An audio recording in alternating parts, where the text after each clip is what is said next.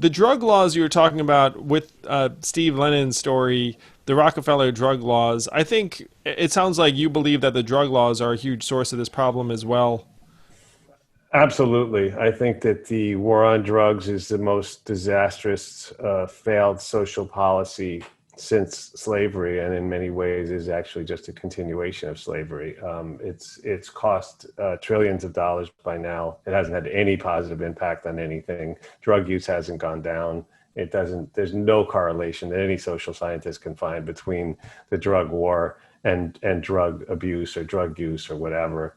And it's a money machine. I mean, funded by taxpayers. Interdiction is a joke. It's impossible to stop it. And people do drugs. They've always done drugs. Cavemen did drugs, right? Cavemen did peyote. Little children spin in a circle until they get dizzy because they like the feeling of being a little bit out of control, right? It's just so I think, I'm on the board of the Drug Policy Alliance, and we espouse a philosophy called harm reduction. And harm reduction basically means first you accept that drugs always have been and always will be a part of society, and then you start sitting down and figuring out how do we minimize the amount of damage that drugs will do to the society. It's not by destabilizing foreign governments. It's not by defoliating forests. It's not by locking people up. We're still arresting over 500,000 people a year for pot in America. There's still people serving life in That's prison in insane. America for pot. It's legal. Everybody's making money. It's nuts.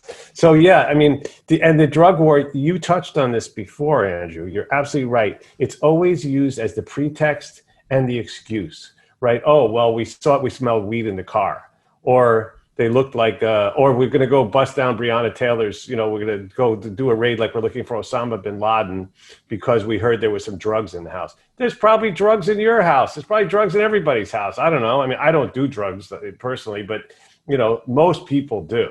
And most people have, and she didn't, by the way, but it's irrelevant if she did or didn't. One of my campaign pledges was that I was going to pardon everyone who was in jail for a nonviolent marijuana related offense, and then I was going to high five on their way out of jail. And I was joking I would do it on April 20th.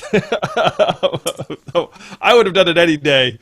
But I just thought that was like a funny image of me high fiving folks on their way out of jail, and they'd be like, "Wow, things have really changed since I've been Right in on, jail." dude. There's like an Asian president. He's just pardoned a bunch of nonviolent drug related offenders. And one of the jokes I told is like, those are the folks we should be pardoning, not these like well connected rich weirdos who somehow we should be pardoning folks who just shouldn't be in jail in the first place. And at this point, marijuana is legal in a whole lot of the country, and we have people who are behind bars for doing things that people are doing openly, in Colorado and other parts of the country at this point. It doesn't make any sense.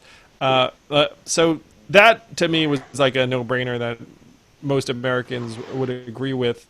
And then you can go up the line. I was for decriminalizing opiates and for safe consumption sites and other things, especially that plague, because that has become widespread and it was essentially government facilitated. I mean, the government just turned a blind eye to the spread of opiates in the form of Purdue Pharma and the rest of it, and then we criminalize it on top of it. It's like you show up and be like, hey, sorry you're all addicted, while we turned a blind eye to this stuff. It's like, let's throw you in jail. Like I mean, like that stuff didn't make any sense to me. I talked to folks who swear by psychedelics as a treatment for post-traumatic stress disorder and other conditions that many military vets struggle with, and that made me a believer in the fact that we should be letting folks experiment.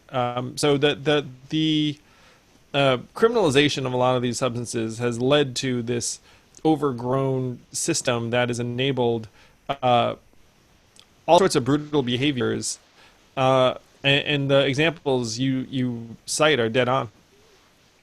Yeah, I mean, look, the war on drugs we know now, and it's been confirmed by, I think it's Haldeman, right, who was Nixon's aide, who said, as he was, I guess, starting to look at his own mortality several years ago, he said, look, Nixon didn't care about drugs. He didn't want a war on drugs.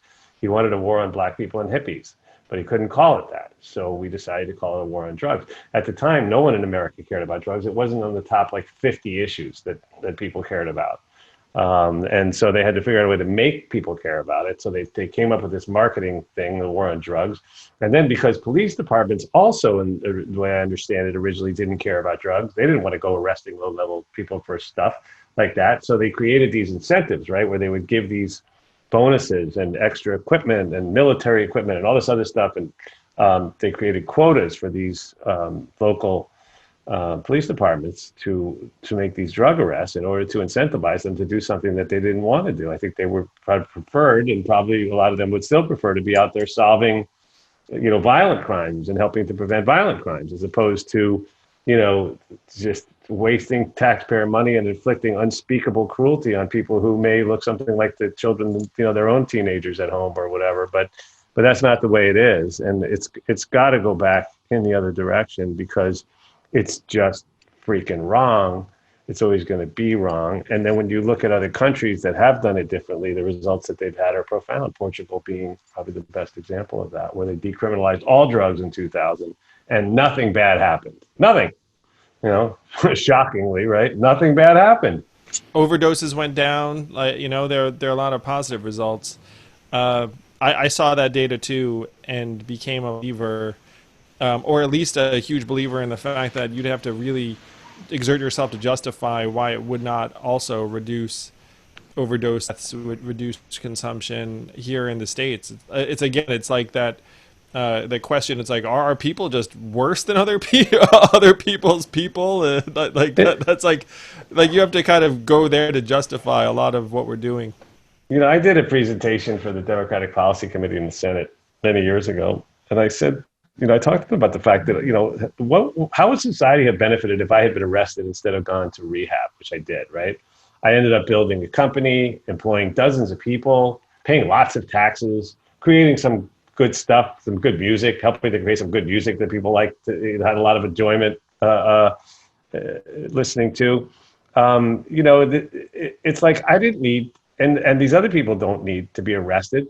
Most of them don't need anything. They need to be left alone, right? And the few that actually have a substance abuse problem, and my problem wasn't pot, at the end, those people need to, maybe get some treatment and then keep it moving. But it's a medical problem. It's a personal problem, unless you put somebody else in harm's way. If you get behind the wheel of an airplane, or you're in the cockpit of an airplane, you're flying around high as a kite, that's not okay, right? It's not okay to drive a tractor either. But, if you're doing it in your house, it's none of our freaking business. And I got an idea.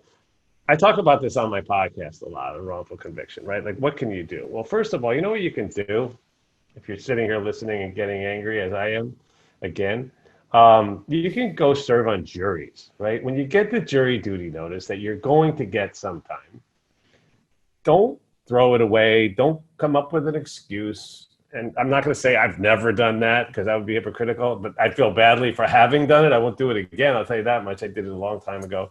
And I had a legitimate excuse, but in theory, in retrospect, I would have preferred to have gone. But that being said, and you're allowed a certain number of deferments, whatever it is. But the fact is that don't do that. Go and serve on a jury, and you can exercise your your rights as a juror. You can do what's that called, civil disobedience, or be conscious objector, whatever the hell the proper name for it is. But you can just vote not to convict. If you see an injustice like that, you see a Stephen Lennon or something like that, and you go, this is out of whack. Like, I'm not, I can't support a system that doesn't make sense. Even you might think, I was called on a case once and they rejected me as a juror, because who's going to take me as a juror anyway? I wish they would, if they look up my Especially background. after that last statement, that they could just play this recording and be like, let's reject Right. this guy for sure. But the fact is that I remember being in the courtroom, this huge ornate courtroom in New York City, and there was 100 jurors waiting to be called, and the judge looked like a very regal in his robes. And it was a guy who was accused of selling, I think, 1/10 of a gram of cocaine in a school zone, right? Which, by the way, all of Manhattan is a school zone. There's no place you can go that's not 1,000 feet from some sort of school. It could be a ballet school. It could be a secretarial school. It could be anything. They still count it, and they count it through the building too. Like I remember that that discussion, right? Like there was a case, not this case, but there was a case where the lawyer said, well, you had to go this way and this way around the corner. They said, no, you go through the building diagonally, and it's less than 1,000 feet. But this guy was accused. It was 1/10 of a gram. 1/10 of a gram. It's hard to think of anything that weighs 1/10 of a gram. Like a little pin. Probably weighs about that. It's so tiny. It's almost anyway, whatever. So that being said, it's an incredible waste of taxpayer resources. Thank you for listening in. I hope you enjoyed this conversation. If you did, please do subscribe to Yang Speaks and click on notifications so we can let you know every time we have a new episode.